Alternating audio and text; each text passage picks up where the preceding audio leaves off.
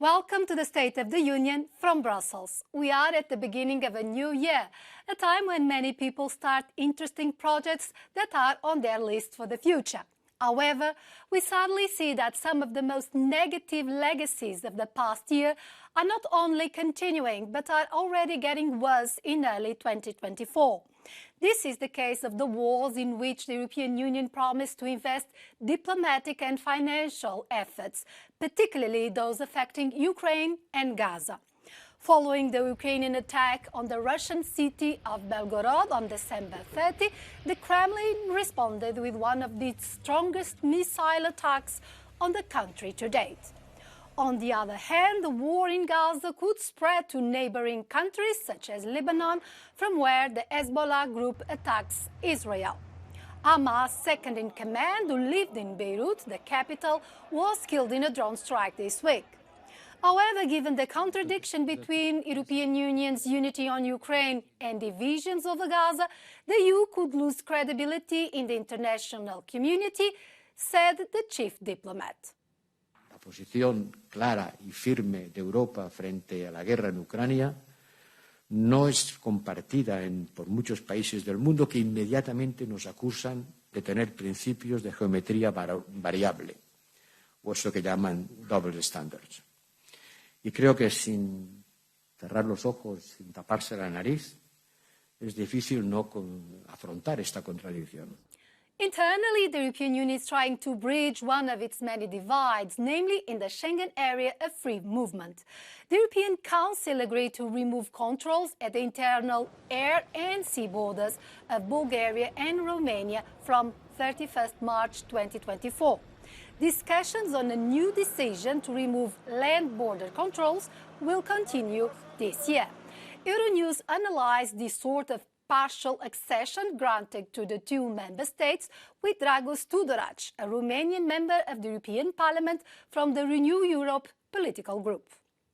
So my first question is, how do you characterize this compromise that gives Bulgaria and Romania a sort of partial partnership in terms of being members of the Schengen area? So it's partially good and partially bad. Partially good because it finally breaks a deadlock that has been there for over a year, since the initial decision of the GHA Council in December 2022 and initially the announced veto of Austria. Finally, we see willingness on the side of the Austrian government to at least negotiate something, but partially also negative in the sense that a very important part of this decision, which is the land borders, where in fact the cost of non-Schengen matters most, both for citizens and also for companies in Romania and Bulgaria, that still remains open. And worst of it all, it remains open without a clear calendar. Could you explain how would this actually then change the life of those citizens in terms of the daily life, but also trade and business and etc.? And it's not only about the convenience of travel for citizens, although that is very important as well. But it's really the cost for businesses. It's a cost that has been evaluated at billions and billions, and important percentages of the GDP for each of the two countries every year of non-Schengen, basically. And in fact, if we look at the conditions that were listed in these decisions, there are supposed to be even reinforced controls at the land border. So in fact, it might get even harder for those trucks, for those passengers that are trying to cross the land borders. We have seen so many member states, from Slovenia to Hungary to Germany to Austria, to have suspended the Schengen area agreement. There, every day or every month, there's a reason that the governments present in order to do so. Can there be a overall transformation of the Schengen area? I don't think we can afford to even consider that we can live without Schengen. Is it in good health right now? No, it's not. Member states like Austria have been consistently disregarding Schengen rules, which are very clear as to how long you can impose bilateral measures in terms of securing borders in very clear circumstances. They have to be communicated, they have to be justified. Do we also need to revisit the governance? Yes, I think we do. Because I think it is because of unclarities into how the area is managed and how the rules are managed, and also is leading to situations like these ones. It's a topic we've been talking about since last year's political rentrée, but the new year brings us even closer.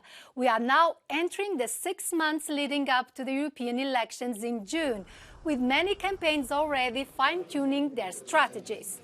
The rise of the far right seems inevitable. An analyst at Europe Elects, a research center specializing in polls, tells Euronews. According to our data, as of December 2023, there's been the highest result of the Identity and Democracy group of Marine Le Pen and Matteo Salvini in 3 years, with the group scoring a 12% result. And as of the European Conservatives and Reformists of Prime Minister Meloni or the outgoing Polish government of Law and Justice, that result is around 11%. That would be a result of 23%, which would be around the same as the result of the European People's Party, the center-right. And back to New Year's resolutions. At 83 years old, Margaret, the Queen of Denmark, announced that she will abdicate the throne. The monarch declared, and I quote, "I have decided that now is the right time. On January 14th, 52 years after I succeeded to my beloved father, I will step down as Queen of Denmark." Margaret is Europe's longest-serving monarch, following the death of Queen Elizabeth II of Great Britain in September 2022.